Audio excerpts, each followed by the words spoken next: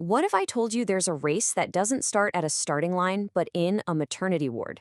In South Korea, this is more than just a metaphor.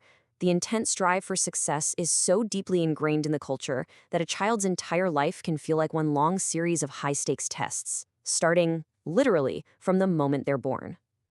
And it all begins so simply. A parent lovingly tracking their baby's growth, their height, their weight, the day they first smiled.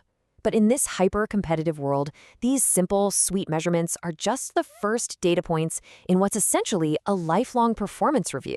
They're the first mile markers in a marathon the child doesn't even know they're running yet. And believe me, that marathon has a very specific checklist.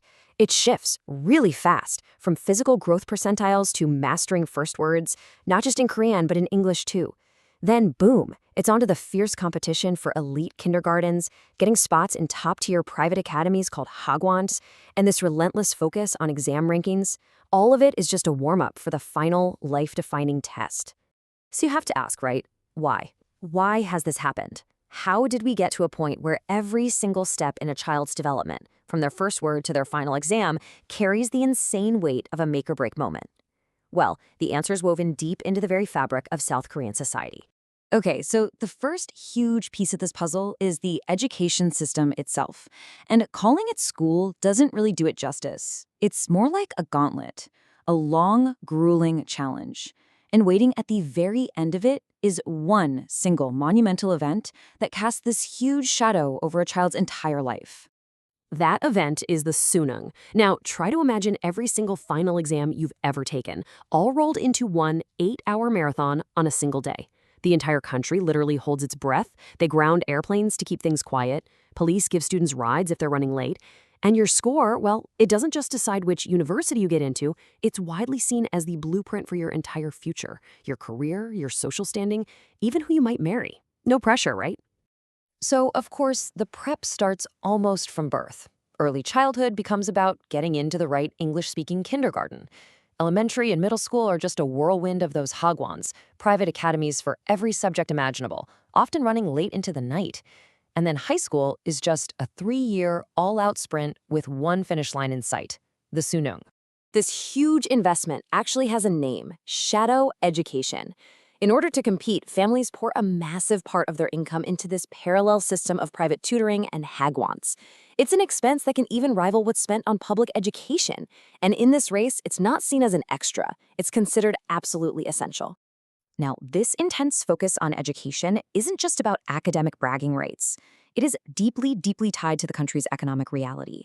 It's a system where your university degree is seen as the master key to your entire professional future. And the stakes couldn't be clearer. There is a very real premium for graduating from one of the top 3 universities, known as the Sky Universities. That's Seoul National, Korea, and Yonsei. The difference in the average starting salary is significant. We're not just talking about prestige here. This is a concrete financial advantage that can set the course for your entire life. This quote, it just hits the nail on the head. For so many, education has stopped being about finding a passion or the joy of learning.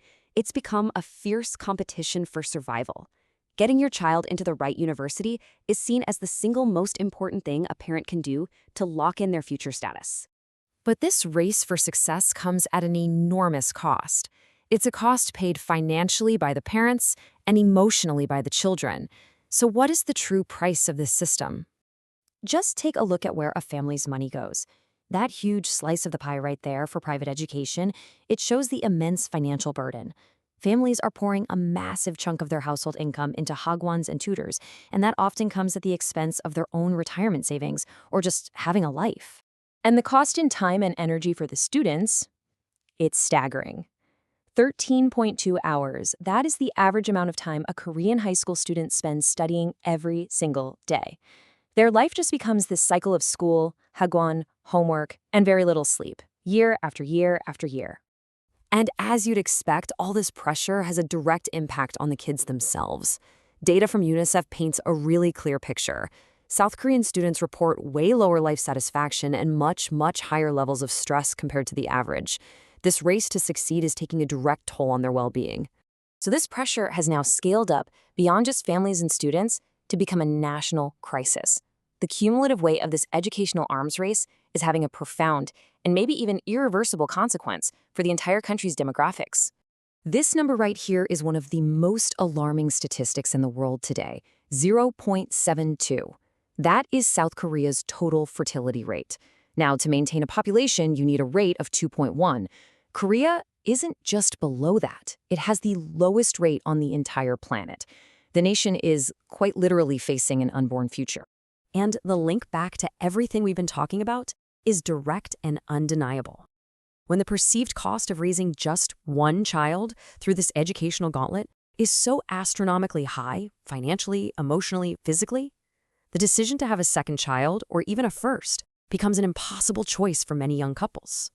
So we're left with this powerful paradox. The very system designed to fuel South Korea's incredible economic success, the one that created a highly educated and skilled workforce, is now threatening its very future. And it forces us to ask a really tough question. What happens to a society when the price of admission to success becomes so high that the next generation can't even afford to be born?